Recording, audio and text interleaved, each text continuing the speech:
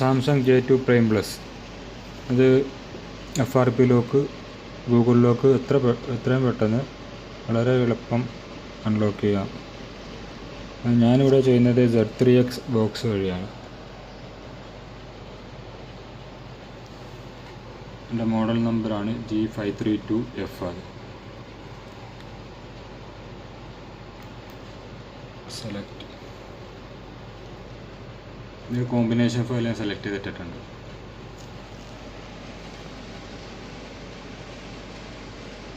അത് എങ്ങനെ ചെയ്യാമെന്ന് നോക്കാം. വളരെ എളുപ്പം നിങ്ങൾക്കത് ചെയ്യാം.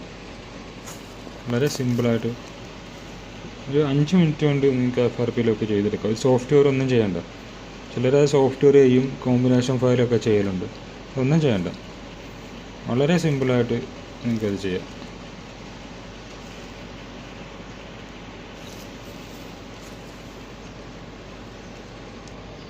ഞാനിപ്പോൾ അത് റീകവറി മോഡ് ആക്കിയിട്ടുണ്ട്. അത് റീകവറി മോഡ് ആക്കുന്നത് വോളിയം ഡൗൺ ബട്ടണും ഹോം ബട്ടണും പവർ ബട്ടണും ഒരുമിച്ച് പ്രസ് ചെയ്താൽ മതി. ഇപ്പോൾ റീകവറി മോഡ് ആവും. ഞാൻ സെലക്ട് ചെയ്തിരിക്കുന്ന ആ ഫയൽ ഞാൻ ഒന്ന് ഫ്ലാഷ് ചെയ്യുകയാണ്.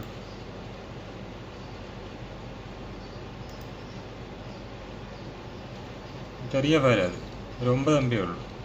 കഴിഞ്ഞു, ഫ്ലാഷിങ് കഴിഞ്ഞു.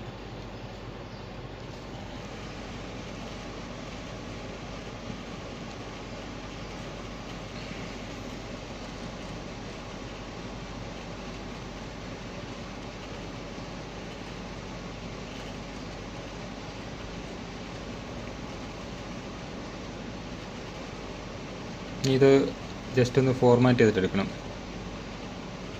നിങ്ങൾക്കറിയാമല്ലോ ഫോർമാറ്റ് ചെയ്യുന്നത്. വോളിയം അപ്പ് ബട്ടണും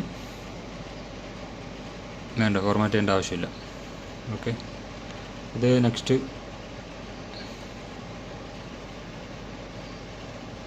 അടിച്ച് വൈഫൈ കണക്ട് ചെയ്യുക.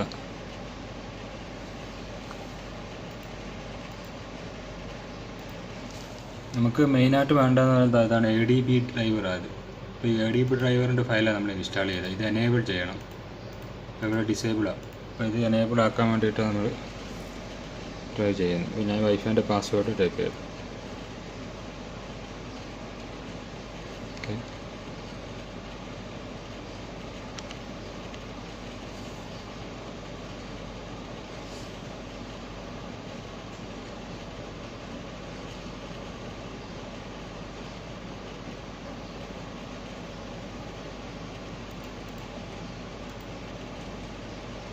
ഓക്കെ, അതവിടെ ടിക്ക് കൊടുക്കുക. ഇപ്പോൾ ഇതവിടെ ADB ഡ്രൈവർ ആക്ടിവേറ്റ് ആയിട്ടുണ്ട്. ആ സെലക്ട് ചെയ്യുക. ഓക്കെ, ഇനി സെലക്ട് ചെയ്തിട്ട് ഇത് reset FRP. Yes okay, reset FRP Google lock ഇത് അൺലോക്ക് ആവുന്നുണ്ട്.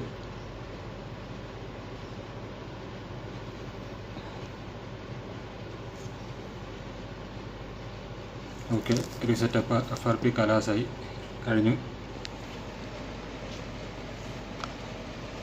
ഓക്കെ, അപ്പം എന്നിട്ട് ഇത് ഉണ്ടോ, ഇനി ബാക്ക് അടിക്കുക. കഴിഞ്ഞു, കലാസ്. ഇത്ര കാര്യമേ ഉള്ളൂ. ഒരു സോഫ്റ്റ്വെയറും ചെയ്യേണ്ട ആവശ്യമില്ല.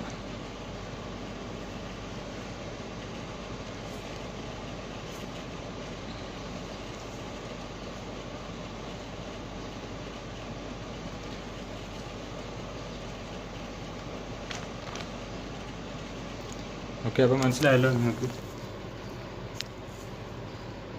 ഇതാണ്, ഇത് Z3x സാംസങ് ടൂൾ പ്രോ ആണ്. Thanks for watching.